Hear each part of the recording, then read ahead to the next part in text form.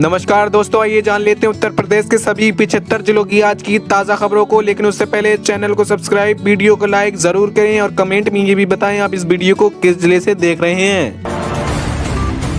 प्रधानमंत्री किसान सम्मान निधि योजना से जुड़े करोड़ों किसानों के लिए अहम अपडेट सामने आया है। बस कुछ ही दिनों का इंतजार और किसानों के खाते में आ सकती है 22वीं किस्त। लेकिन ध्यान रहे, कुछ किसान ऐसे भी हैं जिन्हें इस बार किस्त का लाभ नहीं मिल पाएगा।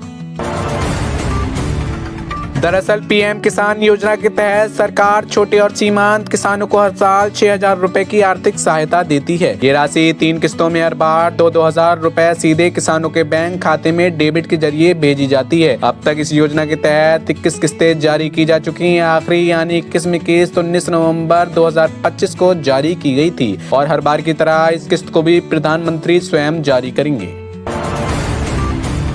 अब सवाल यह है कि 22वीं किस्त कब आएगी। तो आपको बता दें कि पीएम किसान योजना की किस्तें आमतौर पर 4-4 महीने के अंतराल पर जारी होती हैं। इस हिसाब से फरवरी का महीना पूरा होते होते 22वीं किस्त जारी होने की पूरी संभावना जताई जा रही है। हालांकि सरकार की ओर से अभी तक कोई आधिकारिक तारीख घोषित नहीं की गई है, लेकिन उम्मीद की जा रही है कि किसानों का इंतजार जल्द खत्म होगा।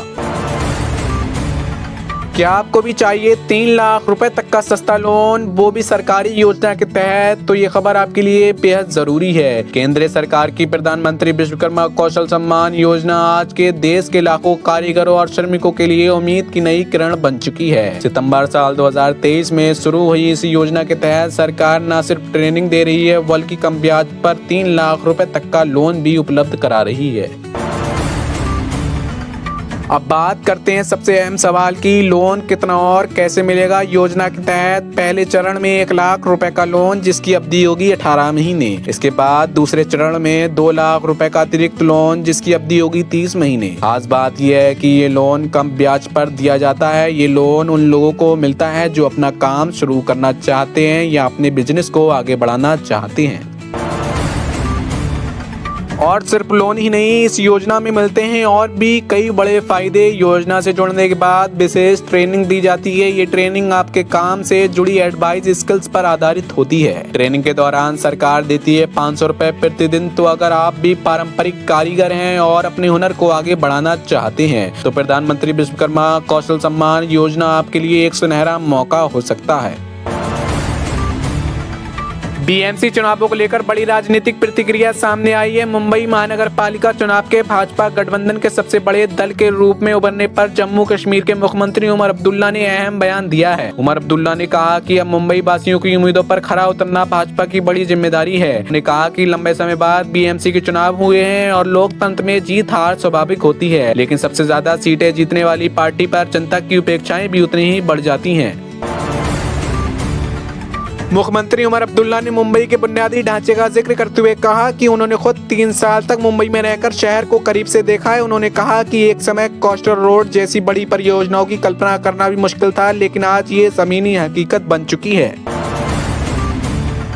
राजधानी लखनऊ समेत पूरे अवध क्षेत्र में मौसम ने एक बार फिर गड़बड़ ले ली। मैनी अमावस्या के मौके पर रविवार सुबह राजधानी लखनऊ में कोहरे की बारिश देखने को मिली। घना कोहरा इतना था कि दृश्यता लगभग शून्य हो गई। सड़कों पर वाहन रेंगते नजर आए और लोगों को भारी दिक्कतों का सामना करना पड़ा। घने कोहरे के साथ ही न्यूनतम तापमान में भी तेज गिरावट दर्ज की गई, जिससे ठंड ने लोगों को कांपने पर मजबूर कर दिया। राजधानी लखनऊ में इस सीजन का अब तक का सबसे कम न्यूनतम तापमान 4.4 डिग्री सेल्सियस रिकॉर्ड किया गया। प्रदेश के अन्य जिलों की बात करें तो बाराबंकी सबसे ठंडा जिला रहा, जहां न्यूनतम तापमान 3.5 डिग्री सेल्सियस रहा, जबकि हरदोई में 3.6 डिग्री सेल्सियस दर्ज किया गया। मौसम विभाग के अनुसार रविवार सुबह के लिए घने कोहरे का अलर्ट पहले से ही जारी था, जो पूरी तरह सही साबित हुआ। हालांकि रात की खबर ये है 20 जनवरी से कोहरे के आसार में कमी आने की संभावना जताई जा रही है। वहीं मौसम विभाग ने आगे चेतावनी भी जारी की है। पश्चिम उत्तर प्रदेश में 22 जनवरी से बारिश होने के आसार हैं। बताते चले कि प्रदेश में मौसम का ये उतार चढ़ाव लगातार जारी है। शनिवार की सुबह भी कई जिलों में घना कोहरा छाया रहा। हालांकि दिन चढ़ने के साथ धूप निकलने से मौसम में कुछ हद तक खुशगवार हो गया, लेकिन शाम होते ही ठंड ने फिर अपना असर दिखाया। फिलहाल मौसम विभाग ने लोगों को सतर्क रहने और कोहरे में वाहन चलाते समय सावधानी बरतने की सलाह दी है।